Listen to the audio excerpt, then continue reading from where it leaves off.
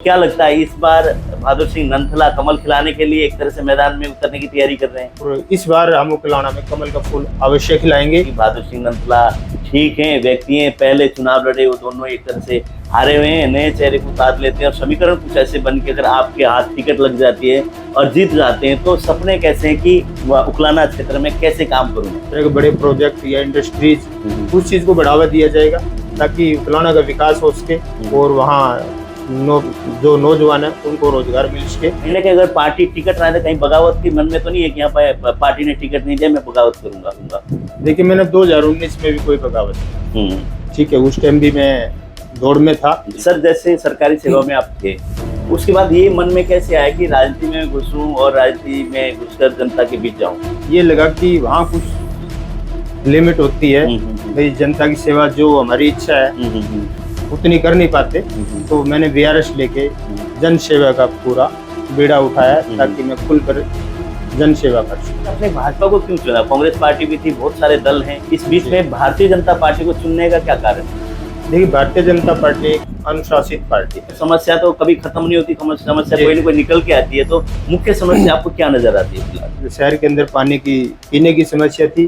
Phone ना उठाने का कारण बनकर वो हार गए। कई पत्र ऐसे थे कि कॉल किया लोगों ने, 10-10 कॉल किए, लेकिन उनसे संपर्क ही नहीं था, कोई रिप्लाई नहीं, कोई बात नहीं। आज भी मेरा ये रूटीन है, भाई फोन ना उठाने की कोई शिकायत नहीं है मेरे पास। ना भारतीय जनता पार्टी के लगातार नारे चलते हैं, कभी 75 पार, कभी 400 पार। इस बार तीसरी बार भी हरियाणा में भारतीय जनता पार्टी की सरकार बनाकर आदरणीय श्री नायब सिंह सैनी जी को दूसरी बार मुख्यमंत्री बनाएंगे। आपके ना मेरे ख्याल से 4-5 भाई हो आप लोग सारी सरकारी जॉब में, क्या सभी भाइयों का समर्थन है बहादुर सिंह जी चलो जनता की सेवा करने के लिए आप आगे बढ़ो, हम तुम्हारे साथ हैं? पिछले इसी संडे को मेरे पूरा गांव ने इकट्ठा होकर एक समर्थन समारोह किया था। अच्छा, जो मेरी उम्मीद से भी काफी ज्यादा था। नमस्कार, आप देख रहे हैं आरएचएन एक्सप्रेस। लगातार हम लोग पॉलिटिकल नेताओं से बातचीत कर रहे हैं और इस बार के चुनावी मैदान में उतरने की जो तैयारी कर रहे हैं उन लोगों से मिल रहे हैं। उसी बीच आज हमारे साथ है बहादुर सिंह जी नंथला, जो कि उकलाना से हर उकलाना की धरती से मैदान में उतरने की तैयारी कर रहे हैं। और इनके बारे में बताना चाहूँगा, इन्होंने पहले सरकारी सेवाएं अपने दी, उसके बाद रिटायर होने के बाद कहीं ना कहीं दिल में एक तरह से भावना उठी होगी कि कहीं ना कहीं जनता के बीच पहले रहा हूँ, तो इस बार उसके भी अगर राजनीति के माध्यम से भी अगर मैं सेवा करूं तो कहीं ना कहीं ठीक होगा। उसी विचार के साथ शायद ये भाजपा में शामिल हुए। अभी पूरी हम जानकारी लेंगे और इस बार भारतीय जनता पार्टी की तरफ से क्या इनको मौका मिल सकता है उकलाना से, इस पर भी हम चर्चा करेंगे। और वहाँ से दो नेत्री पहले ही हैं, आशा खेदर और सीमा गेवीपुर, उस बीच में एक पुरुष हैं, तो क्या समीकरण बनेंगे, क्या होगा, उस पर हम विस्तार से जानेंगे बहादुर सिंह नंथला जी से। बहादुर सिंह, नमस्कार। नमस्कार जी, सबसे पहले आपके चैनल को मेरा नमस्कार और आपके दर्शकों को भी मेरा नमस्कार जी। सर, जैसे सरकारी सेवा में आप थे, उसके बाद ये मन में कैसे आया कि राजनीति में घुसूं और राजनीति में घुसकर जनता के बीच जाऊं? देखिए, सबसे पहले तो मैं आपको बताना चाहूंगा कि मैं रिटायर नहीं हुआ था। मैंने 1 अगस्त 2019 को बीआरएस ली थी। अच्छा। 8 साल की सर्विस शेष थी। अच्छा। तो सर्विस के दौरान भी जनता की सेवा की। उसके बाद ये लगा कि वहाँ कुछ लिमिट होती है, भाई जनता की सेवा जो हमारी इच्छा है उतनी कर नहीं पाते, तो मैंने वीआरएस लेके जन सेवा का पूरा बीड़ा उठाया ताकि मैं खुलकर जन सेवा कर सकूं। जी, तो इसमें ना जन सेवा करने की अपने भावनाएं और बीड़ा उठा लिए और जन सेवा के लिए आप आए। पार्टी आपने भाजपा को क्यों चुना? कांग्रेस पार्टी भी थी, बहुत सारे दल हैं, इस बीच में भारतीय जनता पार्टी को चुनने का क्या कारण है? देखिए, भारतीय जनता पार्टी एक अनुशासित पार्टी है और देश हित की पार्टी है। आदरणीय नरेंद्र मोदी जी का जो देश हित में विकास कार्य चल रहे थे और श्री मनोहर लाल जी उस टाइम हमारे मुख्यमंत्री थे, वो जन सेवा में लगे हुए थे। उनके अंदर किसी भी कंस्टिट्यूंसी के हिसाब से कोई भेदभाव नहीं था। यहाँ कांग्रेस का एमएलए तो यहाँ विकास नहीं करना, यहाँ पार्टी का तो यहाँ ज्यादा करना। उन्होंने एक समान विकास किया और सभी को एक मानकर, हरियाणा एक, हरियाणवी एक, ये मानकर उन्होंने काम किया।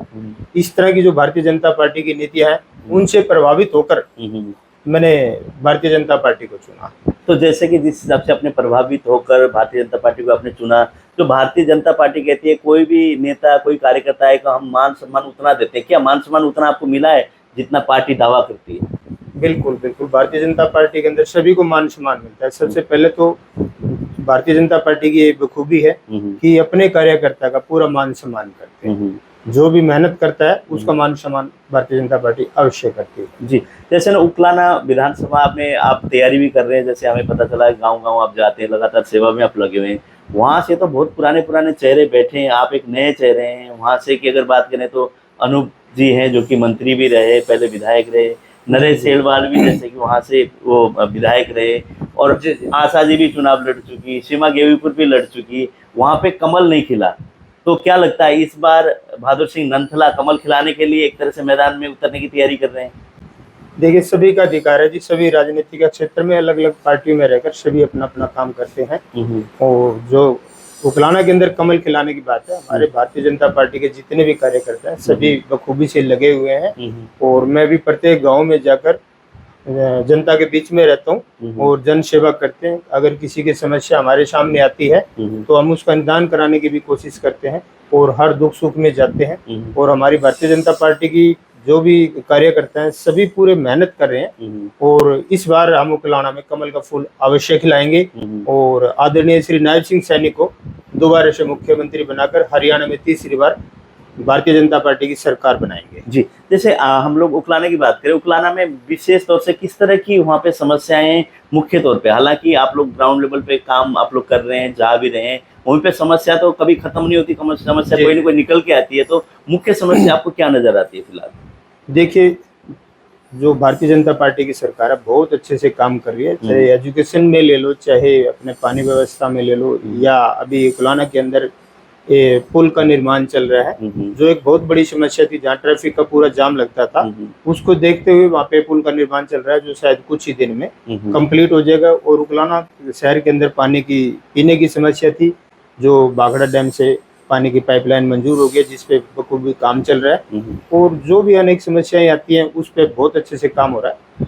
तो जैसे कि आप चुनाव लड़ने के तो आप ठीक है मैदान में तैयारी कर रहे हो, तो पार्टी ने देखना है टिकट किसको देनी है। जी। सपने किस तरह के हैं? अगर पार्टी कहीं ना कहीं विश्वास कर लेती है कि बहादुर सिंह नंथला ठीक है व्यक्ति हैं, पहले चुनाव लड़े वो दोनों एक तरह से हारे हुए हैं, नए चेहरे को उतार लेते हैं और समीकरण कुछ ऐसे बन के अगर आपके हाथ टिकट लग जाती है और जीत जाते हैं, तो सपने कैसे हैं कि उकलाना क्षेत्र में कैसे काम करूं मैं?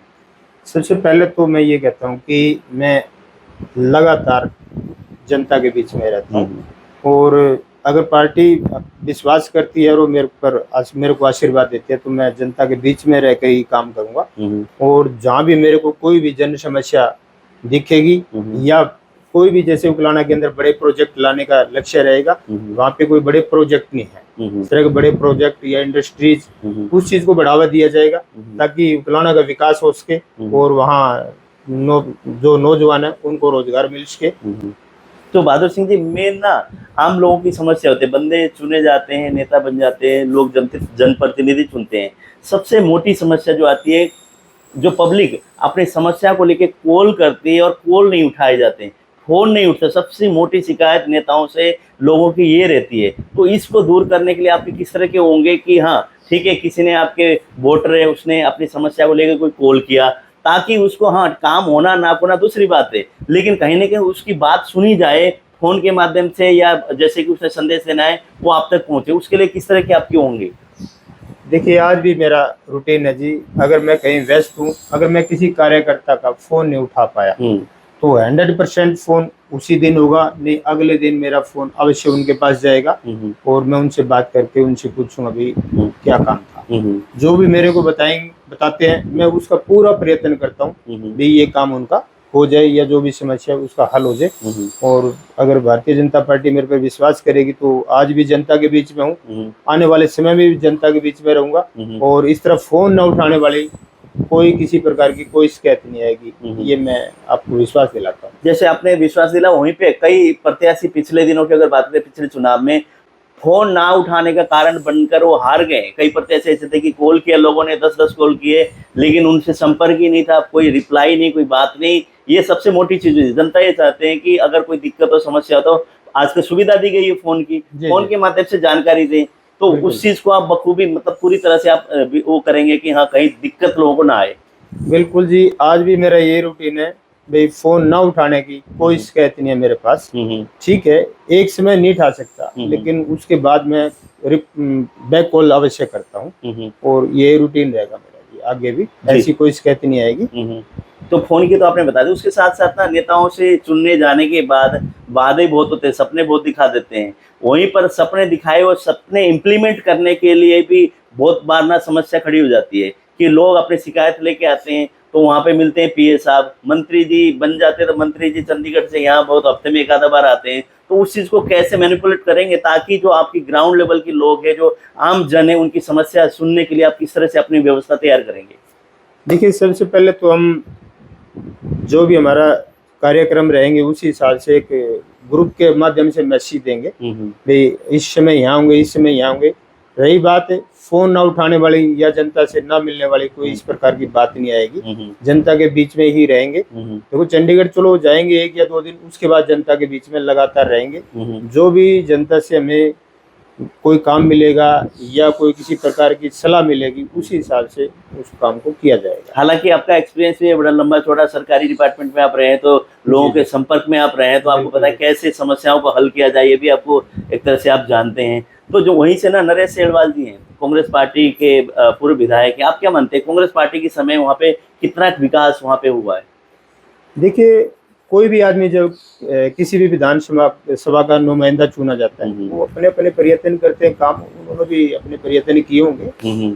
और ये तो है, देखो उसमें राज्य में काम की गति तो बहुत आगे बढ़ चुकी है। उसमें कांग्रेस के टाइम में काम की गति थोड़ी कम थी, अब एक गति ज्यादा बढ़ी है, क्योंकि हमारा देश विकास की तरफ बहुत अधिक दौड़े जा रहा है। सिर्फ अपना देश ही नहीं, विदेश भी आज हमारी तरफ निगाह लगाए बैठे हैं।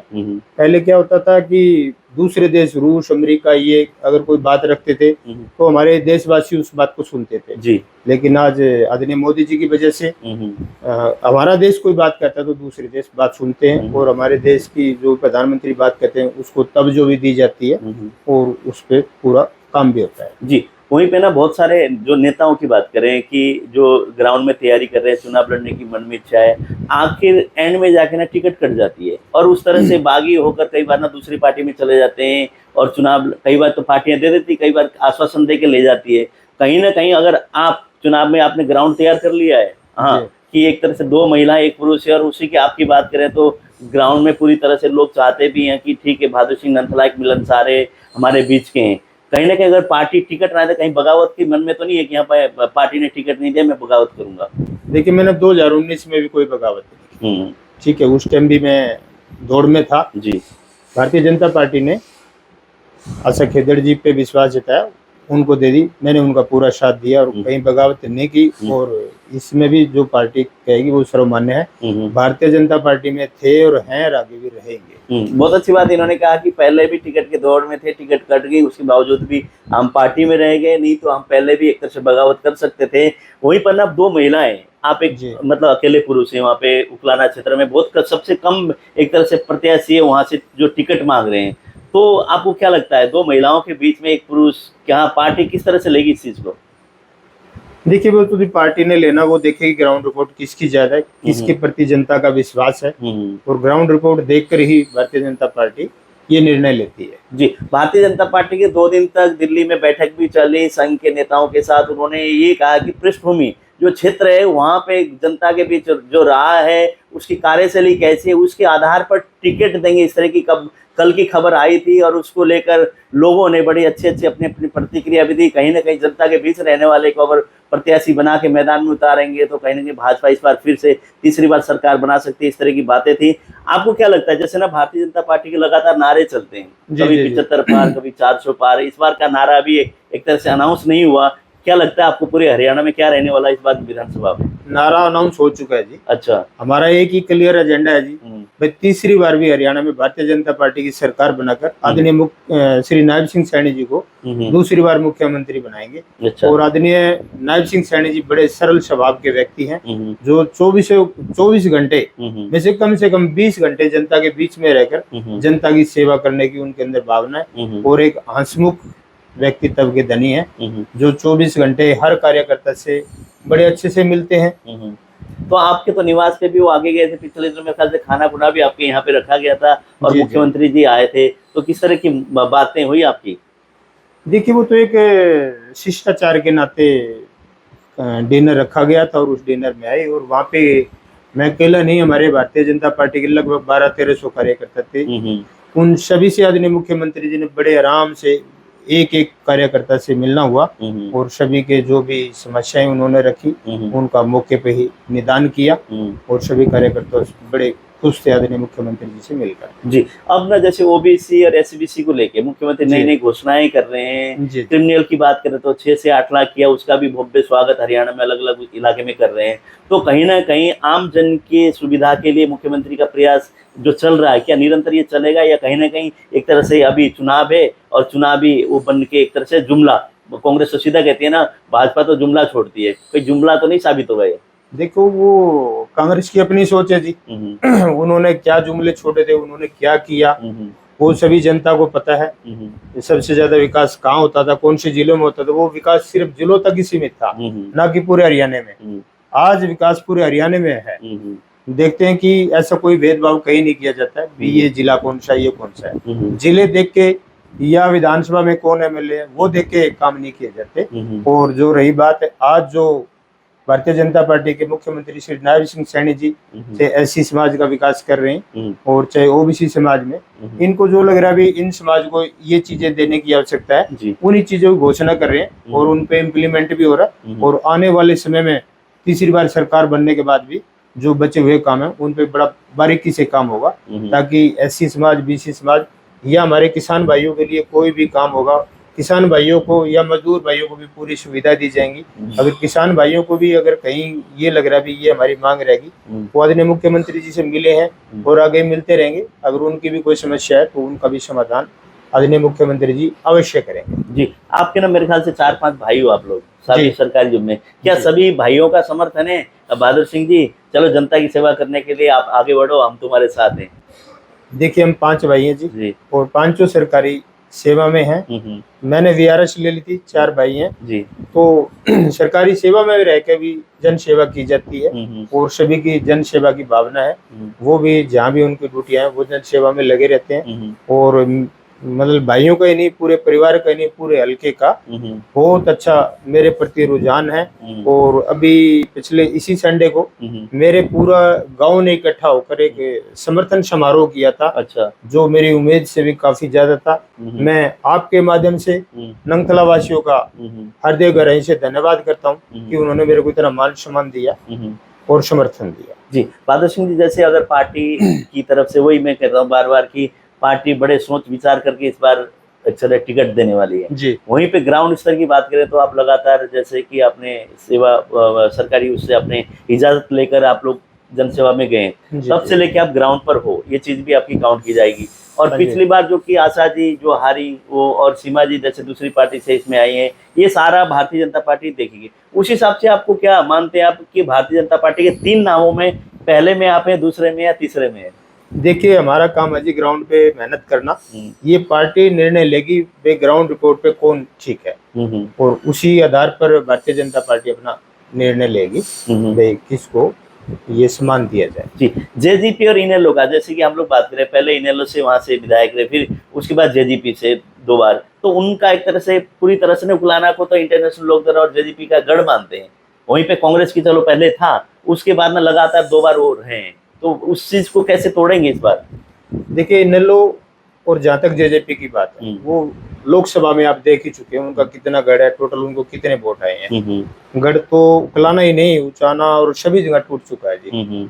बिल्कुल उनका सफाया हो चुका है। पूरी लोकसभा में लगभग 21-22 हजार के प्रति इनके जेजेपी के वोट आए, लगभग 1000 प्लस इनेलो के वोट आए हैं। तो यहाँ पे में जी, जैसे कांग्रेस पार्टी की हम बात करते हैं, हुड्डा साहब एक तरफ कुमारी शैलजा जी, और कुमारी शैलजा भी एक तरह से उनका उकलाना एक तरह से घरे क्षेत्र है, तो भी चाहेंगे कि वहां से कांग्रेस का ऐसा प्रत्याशी मैदान में उतारे।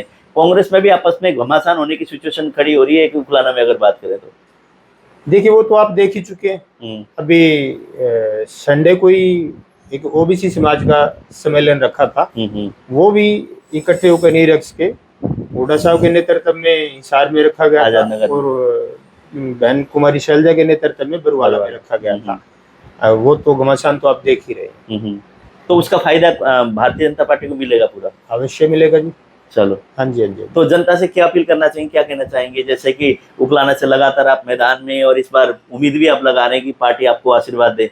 जी, मैं तो देखिए हमारी पूरी हरियाणा की जनता से अपील करता हूँ, अकेले उकलाना क्षेत्र से नहीं, हम्म, भारतीय जनता पार्टी को अपना एक एक वोट देकर भारतीय जनता पार्टी तीसरी बार हरियाणा में सरकार बनाए, हम्म, ताकि हमारे आदरणीय श्री नारायण सिंह सैनी जी दूसरी बार मुख्यमंत्री बनकर जनता की सेवा कर सके। चलो, समय देने के बहुत बहुत धन्यवाद आपका। थैंक यू जी। बहादुर सिंह नंथला जी हैं, लगातार जनता के बीच हैं, सरकारी सेवा से एक तरह से छुट्टी लेकर वहाँ कहा कि हाँ ठीक है, जितना मैंने सरकारी सेवा में समय दिया ठीक है, उसके बाद मैं जनता के बीच जाऊँगा, जनता के साथ रहकर जनता की सेवा करने का मन में है। और उस हिसाब से भाजपा ज्वाइन की, भाजपा की विचारधारा को सही समझते हुए, भाजपा ने जो कार्यशैली उनकी देखकर, उनका सही मानकर उसमें उन्होंने पार्टी में शामिल हुए। उसके बाद लगातार ग्राउंड में, फिलहाल अगर बात करें तो उकलाना में 3 एक तरह से कैंडिडेट हैं। उनमें सबसे पहले अगर बात करें तो पुरुष में आते हैं बहादुर सिंह नंथला, उसके बाद आशा खेदड़ जी हैं जो कि जिला अध्यक्ष भी रहे हैं, कई बीच में जिला अध्यक्ष रहते हुए भी इस बार बड़े उनके ऊपर आरोप भी लगे। और वहीं पे सीमा गेवीपुर एक दूसरी पार्टी छोड़ के भाजपा में आई थी, लेकिन पिछली बार भी उम्मीदें लगा रही थी कि मुझे टिकट मिलेगा, उनको टिकट नहीं मिला।